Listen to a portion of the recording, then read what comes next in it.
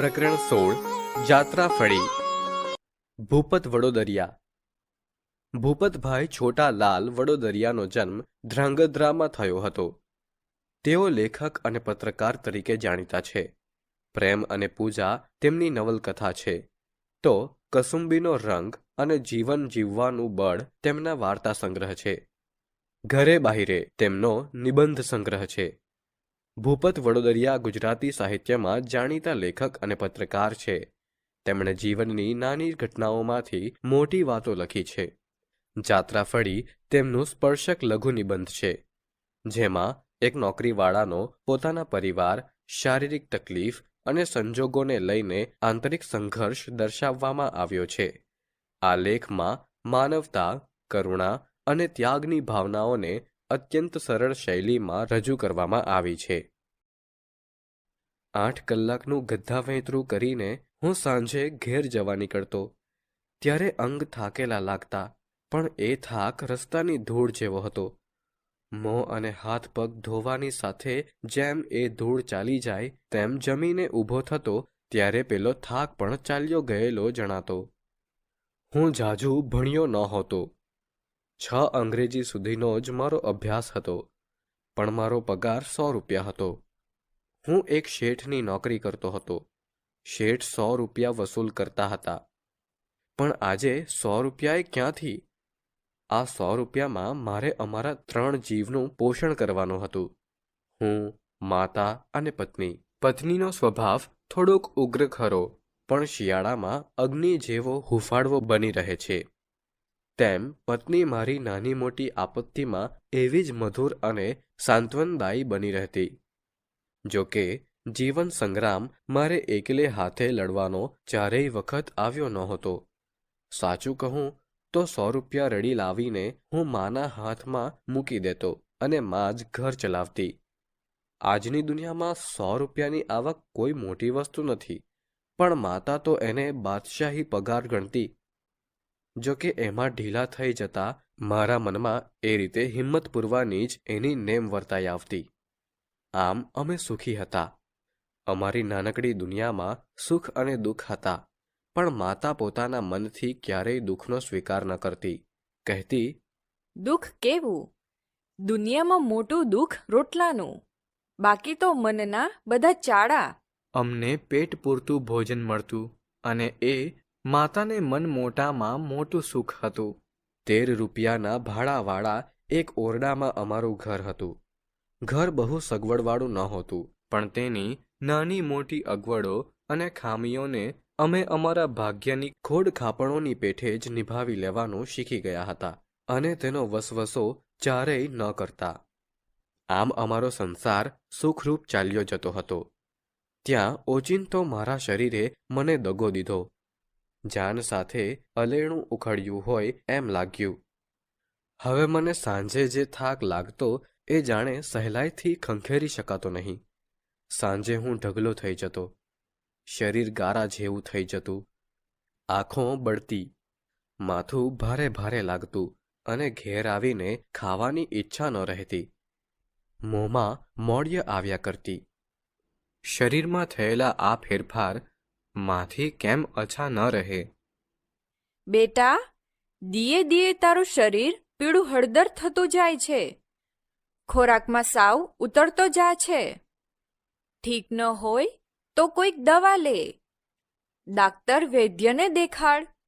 આપણે તો… માએ વાચ અધૂરું મૂક્યું, પણ હું તો તેને બરાબર સમજી ગયો। આપણને ગરીબને તો કાયા એ જ મૂડી, એમ એ કહેવા માંગતી હતી। મારી ઈચ્છા તો મહિનો માસ રજા લઈને આરામ કરવાની હતી, પણ શેઠ મને 1 મહિનાની રજા આપવા તૈયાર નહોતા, સિવાય કે મારે કાયમી રજા જોઈતી હોય। રખે માનતા કે મારા શેઠ કોઈ દયાહીણા સ્વાર્થી હતા। એમનો બિચારાનો પણ વાંક નહોતો। એમનો ધંધોએ ઘસાઈ ગયો હતો, અને બને ત્યાં લગી કોઈ જૂના માણસને છૂટો ન કરવો એવી એમની ઈચ્છા રહેતી, એટલે ધંધામાં ઝાઝો રસકસ રહ્યો નહોતો, તોય મને અને મારા જેવા બીજા 2-3 માણસને એ નિભાવતા। અંધારું થઈ ગયું હતું। આમ તો થાકીને લોથ થઈ ગયો હતો, પણ સૌથી વધુ દયા તો અત્યારે મારા પગની આવતી હતી. એમને મને ઘર ભેગો કર્યા વિના છૂટકો છે?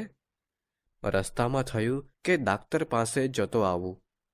આમને આમ ઝાઝું તાણવાથી તૂટી જવાશે. પણ શરીર બિચારું આરામ ઝંખતું હતું. ભૂખ લાગતી નહોતી, કશું ખાધા વિના, અને બહુ તો એક પ્યાલો ચા પીને સૂઈ જવાની ઈચ્છા હતી.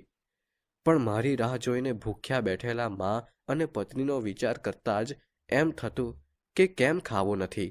એમ પૂછશે તો શું કહીશ? શરીરમાં ઠીક નથી એમ કહીશ. એમનીએ કે એવું એમને લાગશે તો બિચારા એ નહીં ખાઈ શકે. એમનીએ ભૂખ મરી જશે અને જીવ બાળશે.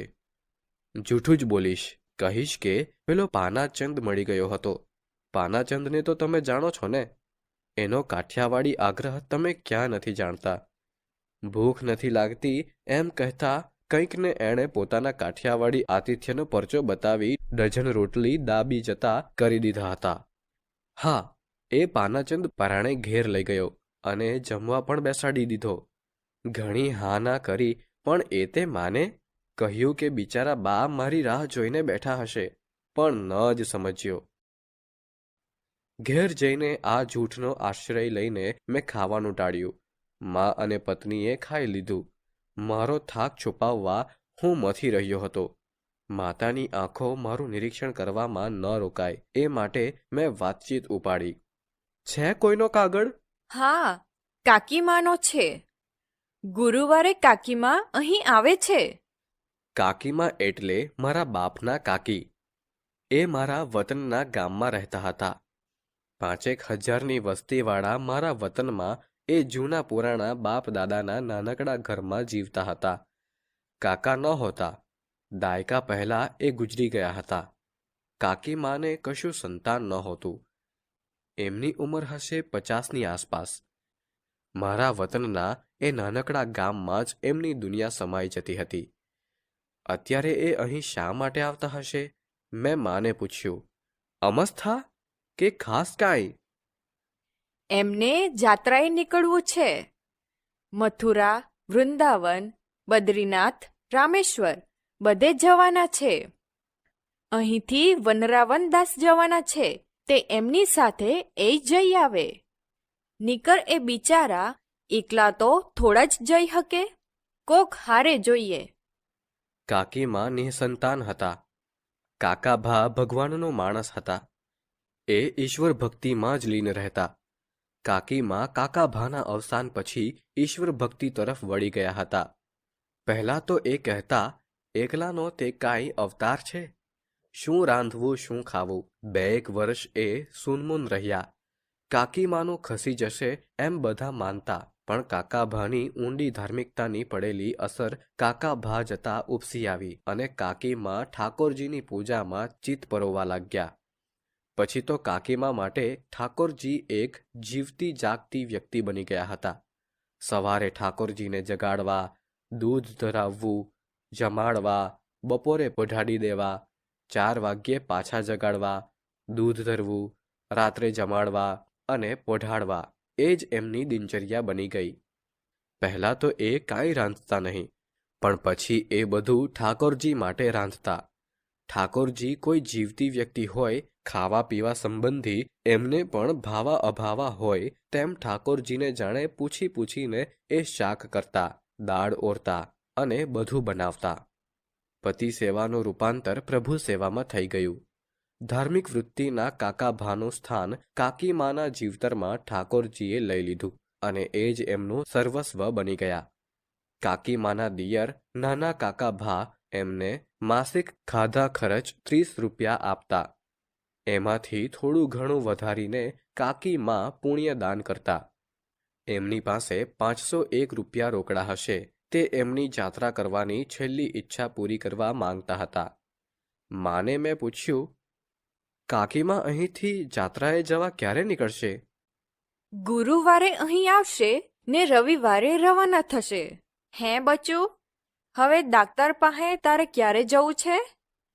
કે આમને આમ માથે મારી મૂકવું છે? શરીર એકવાર હાથથી જાય પછી કાબૂમાં આવતા બહુ વાર લાગે છે. હું કંઈ બોલ્યો નહીં, પણ આવતીકાલે ડાક્ટરની પાસે જઈ આવવું જ એવો નિર્ણય મેં કર્યો. બીજે દિવસે હું ડૉક્ટર વસાવડા પાસે ગયો. ડૉક્ટર વસાવડા સાથે મારે આંખની ઓળખાણ હતી. 2-3 વાર હું શેઠને ઘેર એમને લઈ જવા માટે મળ્યો હતો. ડૉક્ટર વસાવડાનો સ્વભાવ પણ કંઈક સારો. હું એમની પાસે ગયો. મને એ ઓળખી ગયા. કાં, તમે તો એનેમિક લાગો છો. હા સાહેબ, એ માટે જ આવ્યો છું. ડૉક્ટર વસાવડાએ મારું શરીર તપાસ્યું. એ ગંભીર થઈ ગયા. એમના મોં પરના ભાવો અને મૌન જોઈને મને ફાડ પડી. મારી સાથે ચાલો તો. ડૉક્ટર વસાવડા મને સરકારી દવાખાને લઈ ગયા. મારી છાતીનો એક્સરે લીધો. ફરી વાર સાંજે આવજો એમ કહીને છૂટા પડ્યા. સાંજે જ્યારે હું ગયો ત્યારે તેમણે મને કહ્યું, તમારા પિતા છે? ના, ગુજરી ગયા છે. મોટા ભાઈ કે બીજું કોઈ વડીલ? સાહેબ, મોટો કે નાનો એકે ભાઈ નથી, કોઈ વડીલ પણ નથી. જે કહેવું હોય તે મને કહી દો. હરકત નથી. ડાક્ટરની પૂછપરછનો મર્મ હું થોડો ઘણો સમજી ગયો હતો. મારી હિંમત જોઈને એમણે કહ્યું, જમણા ફેફસા પર ક્ષયની સારી એવી અસર છે. 3 મહિનાની રજા લઈને દવા શરૂ કરી દો. સ્ટ્રેપ્ટોમાઇસિન 30 જેટલા લેવા પડશે. બીજી દવા ઉતારી આપું છું અને સંપૂર્ણ આરામ લો. સારો ખોરાક, સારા હવા પાણી અને આરામ, આ 3 વસ્તુ અગત્યની છે. મારી આંખોમાં જળજળિયા આવી ગયા. મને વધુ આઘાત તો એ વિચારે થયો કે માતાને આ વાતથી શું થશે, પત્નીને કેવું લાગશે. પહેલાં તો ડાક્ટરનું નિદાન માતા અને પત્નીને ન જણાવવાનો મેં વિચાર કર્યો, પણ પછી લાગ્યું કે એ વાત છુપાવવી સહેલી નથી. માતા બધું સમજી ગયા વિના ન જ રહે. માતાને મેં જ્યારે બને તેટલા હળવા સ્વરૂપે આ વાત કરી ત્યારે એમના મોં પર મૂંગો અરેકારો આલેખાઈ ગયો. એમની આંખો આંસુથી છલોછલ ભરાઈ ગઈ. પત્ની આંસુ લૂછતી હતી એ મેં જોયું. બા, જો તમે આમ હિંમત હારી જશો તો પછી મારું શું? આ રોગ હવે કાંઈ અસાધ્ય નથી. ડાક્ટરે કહ્યું કે 3 મહિનામાં તો તમે છો તેના કરતાં અડધો મણ વજનમાં વધી જશો. ના ના, એમ હિંમત કેમ હારી જવાય? પણ આ તો દીકરા જેવો દેહ. ડાક્ટર કહે એ દવા લઈ આવ. પૈસા તો કાળા ચોરના લઈ આવશું. બા એમ બોલ્યા તો ખરા, અને મેં કહ્યું કે હા હા, પૈસા તો ગમે ત્યાંથી. પણ અમે, હું અને બા બંને મનમાં જાણતા હતા કે કાળો કે ધોળો કોઈ ચોર અમને ધીરે એમ નહોતું. અને ઘરમાં બીજું હતું શું, સિવાય કે પત્નીના હાથ પર 2 પાતળી સોનાની બંગડીઓ, નાકમાં ચૂંક અને કાનમાં બુટ્ટિયાં. સૌભાગ્યના એ ચિહ્નો વિનાની પત્નીની કલ્પના અસહ્ય હતી. ક્યારેક ધોવા માટે એ સોનાની બંગડી કાઢતી કે નાકની ચૂંક અને કાનના બુટિયા ઉતારતી, ત્યારે તેના અડવા હાથ અને નાક કાન જોઈને મને કંઈકનું કંઈક થઈ જતું. પણ આ 3 વસ્તુ એના અંગ પરથી ઉતારી લઉં તોય શું? એની કિંમત કેટલી આવવાની? વધુમાં વધુ 150 રૂપિયા. અને આટલી રકમ મારી દવા સારવાર માટે પૂરતી નહોતી, એ સ્પષ્ટ હતું. શેઠ પાસે જવાનો મેં વિચાર રાખ્યો હતો. માતાને આશ્વાસન મળે એ માટે મને શેઠની મદદમાં કે મદદ કરવાની શક્તિમાં ઝાઝો ભરોસો પડતો નહોતો. તે છતાં મેં કહ્યું, બા, એમ તો શેઠ 500-700માંથી નહીં જાય. આ વાક્યે માતા અને પત્નીને કેટલી બધી તૈયારી આપી દીધી તે જોઈ શક્યો.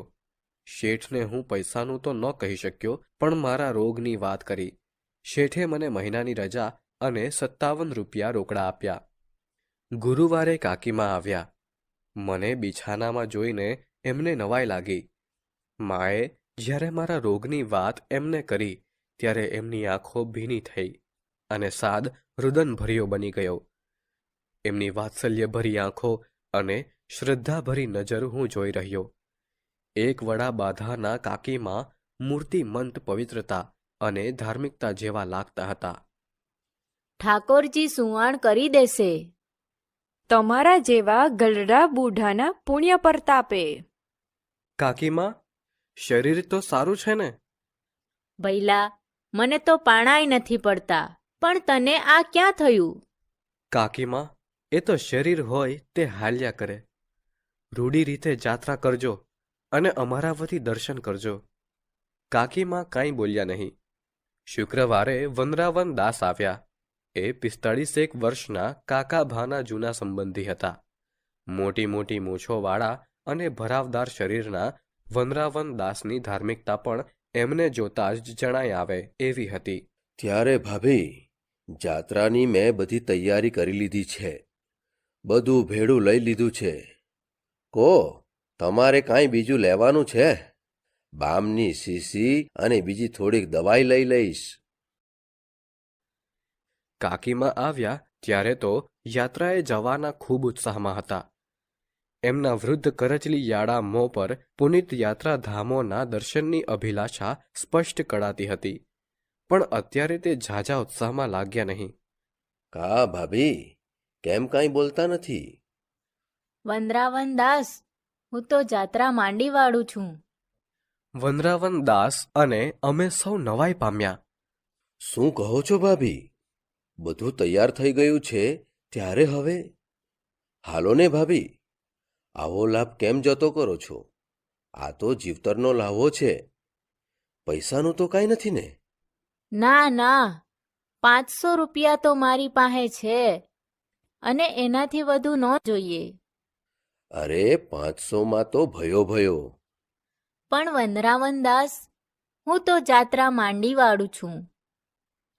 તમારે જાઓ, રૂઢી રીતે દર્શન કરજો અને મારા વતી. કાકીમાં, તમે જાત્રા કરવા માટે તો ઘેરથી નીકળ્યા છો. હવે એકાએક આમ મન કાં મોડું પડી ગયું? વાંધો શો છે? કાંઈ અગવડ મુશ્કેલી? કહો તો કાંઈક સમજાય. ના ભાઈ ના, કંઈ નથી. મને એમ થઈ ગયું છે કે ન જાઉં. ઠાકોરજીનો હુકમ જ સમજી લ્યો ને. કાકીમાં મૂંગા થઈ ગયા અને અમારામાંથી પણ કોઈ વધુ આગ્રહ ન કરી શક્યું. રવિવારે વનરાવન દાસ જાત્રાએ જવા નીકળી ગયા અને કાકીમાં વતનમાં જવા તૈયાર થયા. બાએ કાકીમાને રોકવાનો આગ્રહ કર્યો. મારે ઘેર પાછા ઠાકોરજી બિચારા. કાકીમાં મારી કને આવ્યા અને બિછાના પર બેઠા. એક જૂની કોથળીનું મોં ખોલીને એમાંથી એમણે રૂપિયાની નોટો કાઢીને મને કહ્યું. ભૈલા, ગણ જોઈએ, કેટલી છે? મેં નોટો ગણીને તેમને સોંપતા કહ્યું. કાકીમાં, બરાબર છે, 520 પૂરા. કાકીમાએ 20 રૂપિયા કાઢીને પેલી કોથળીમાં નાખ્યા અને 500 મારા ઓશિકા નીચે મૂકવા લાગ્યા. આ શું કરો છો કાકીમાં? બોલીશ નહીં? ડાક્ટરે ના નથી કહી? લે હા વહુ બાપા, મારી તો જાત્રા ફળી. મને ટેશને પોગાડ. પોતાનો જર્જરિત ટ્રંક માથે ચડાવીને કાકીમાં ચાલતા થયા. ત્યારે કાકીમાં એટલું બોલાત તો મારો કંઠ રૂંધાઈ ગયો. જાત્રા ફળીમાં એક સામાન્ય નોકરીવાળા યુવકની વાત છે, જે 100 રૂપિયા પગારમાં પોતાની માતા અને પત્ની સાથે નાનું પણ સંતોષભર્યું જીવન જીવે છે. શારીરિક તકલીફો વધતા તે ક્ષય રોગથી પીડાય છે અને ઘરના સંજોગો વચ્ચે પોતાની બીમારી છુપાવીને પરિવારના સુખ માટે ઝઝૂમે છે. માતા અને પત્નીનો સ્નેહભાવ અને ત્યાગ તેમજ કાકીમાનું ધાર્મિક જીવન અને શ્રદ્ધા આ લઘુ નિબંધને વધુ હૃદયસ્પર્શી બનાવે છે. લેખક એ બતાવે છે કે નિરાશા વચ્ચે પણ માનવી આત્મવિશ્વાસ અને પ્રેમના સહારે પોતાના માટે આશા જાળવી શકે છે.